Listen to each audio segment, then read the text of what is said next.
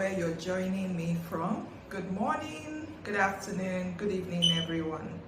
Welcome to Sustainability Insights with Grace Patobe. Do you struggle to make sense of sustainability? Then you are at the right place. Here, I explain sustainability in a simple and relatable manner so you can easily start your sustainability journey. Whenever I make a presentation at any forum, I get asked, is sustainability relevant to all businesses? It has become apparent to me that there is a misconception that sustainability applies to only listed entities. My answer to this question is yes, sustainability is relevant to all businesses, irrespective of their size and business arrangements. When I say size, I'm referring to whether a business is a micro business, small, medium, or large business. And business arrangement, I'm referring to whether a business is a private company, a public company, or it's listed. There can be various other types of business arrangements, but I hope you get the idea behind business arrangements. Are you wondering how sustainability can be relevant to your micro business? You had assumed that this environmental, social, and governance matter was surely only for the listed entities. In fact, your own version assumed it only applied to multinationals. If you are on this table, then sit tight while I explain how it relates to you. I like to start every journey from the basics, and I would do the same with explaining how sustainability is relevant to all sizes of businesses and all types of business arrangements. Sustain means to keep something in operation. So sustainability would mean the ability to keep something in operation. Just hold on to that. Let me ask you, why did you start your business? Did I hear you say you started your business to provide a good or service, or a combination of goods and service? That's good. Just keep that in mind, that you started your business to provide good or a service. Let's move to the next question. Did you plan to provide that particular good or service for a few hours, maybe 24 hours, a day or two, 1 week? If you said no, then it means that your intention when starting that business was for you to be able to keep providing that good or service, or a combination of goods and services, for a long time. Does that sound like our definition of sustainability? It sure does to me. Did I hear you say, wait a minute, Grace, that's not what I have heard that sustainability is? Remember, my focus is making sustainability relatable, and this means I have achieved my objective of sustainability sounding familiar to you. Sustainability is the ability for something to continue to operate or to maintain something. And when you started your business, you had an objective of providing your goods or services, or a combination of goods and services, for a long period of time. So it means that your business objective is actually in consonance with what sustainability is. So yes, sustainability is ensuring that your business operation, irrespective of the scale or business arrangement, continues to remain in operation by you taking cognizance of environmental, social, and governance risks that could prevent you from continuing to provide your goods and services, or you taking cognizance of environmental, social, and governance opportunities that you can leverage on to be able to continue to provide your goods and services for as long as you had intended to. Did you say, Grace, hold on a minute, you said you were going to make sustainability relatable, but I don't understand what environmental, social, and governance factors are. Don't worry, I'll explain them. Environmental, when we talk about environmental, we're looking at nature. Things like climate, biodiversity, water.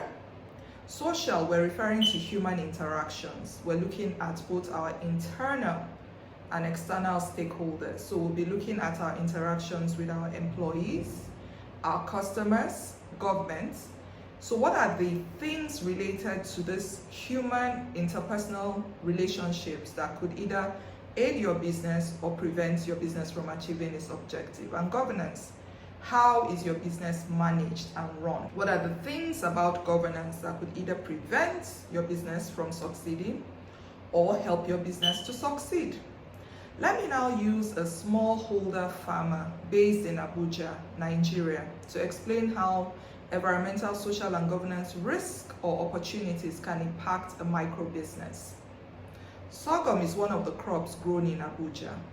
It relies on adequate moisture for germination and growth, and it is typically planted between late April through May in Abuja and harvested in late August to September. In November 2023, it rained heavily in Abuja, and not just for one day, over several days. This is an unusual pattern, indicating that the impacts of environmental factors on climatic conditions have affected Abuja, because rains were now happening heavier and longer than previously. A late rain in November 2023 meant that there will be increased humidity for sorghum that had already been harvested in September, which should be in dry condition now. The increased humidity would mean that there might be molds, there might be deterioration in the quality of the sorghum.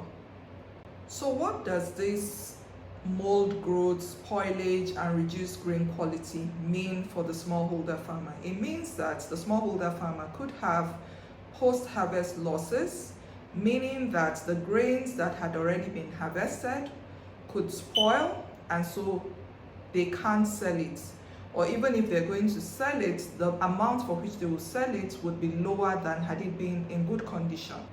So Joke, a smallholder farmer who has incorporated sustainability into her business, had championed a shared storage facility which has moisture meters to check the moisture in the sorghum as it continued to rain in November. And quickly, when she noticed that the moisture content was higher than is good for the grain, she used a solar dryer to dry the moisture quickly and efficiently.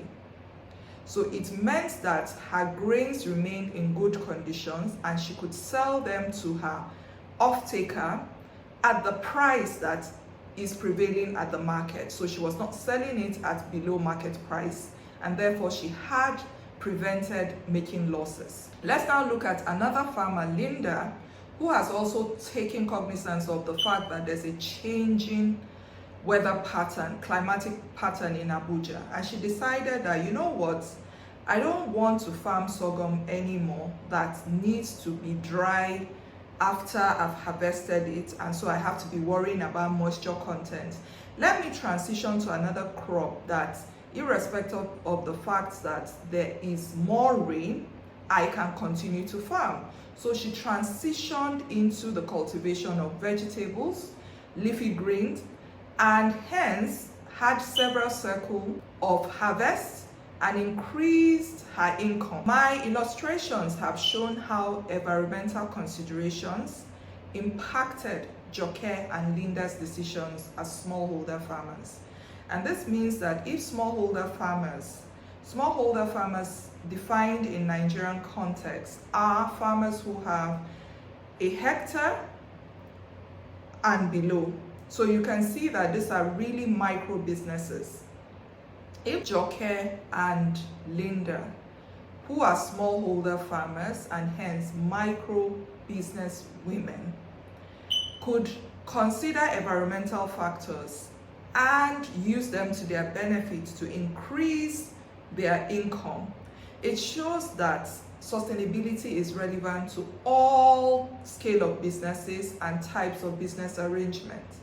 But what is important is that you need to look for the specific environmental, social, and governance factors that could either prevent you from achieving your business objective, or you can leverage on to improve and achieve your business objective.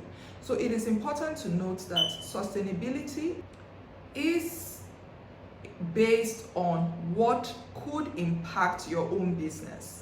So irrespective of how a sustainability issue is trending, if you have done your materiality assessment and have identified that this particular sustainability issue cannot prevent your business from maintaining its objective or achieving its objective, then it's not relevant to you.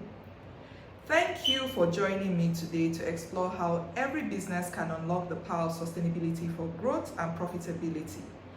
I would urge you to keep assessing the specific environmental, social, or governance issue that could impact your business until I come your way next time to address another pressing sustainability issue. It's been my pleasure spending this time with you. Take care and enjoy the rest of your day.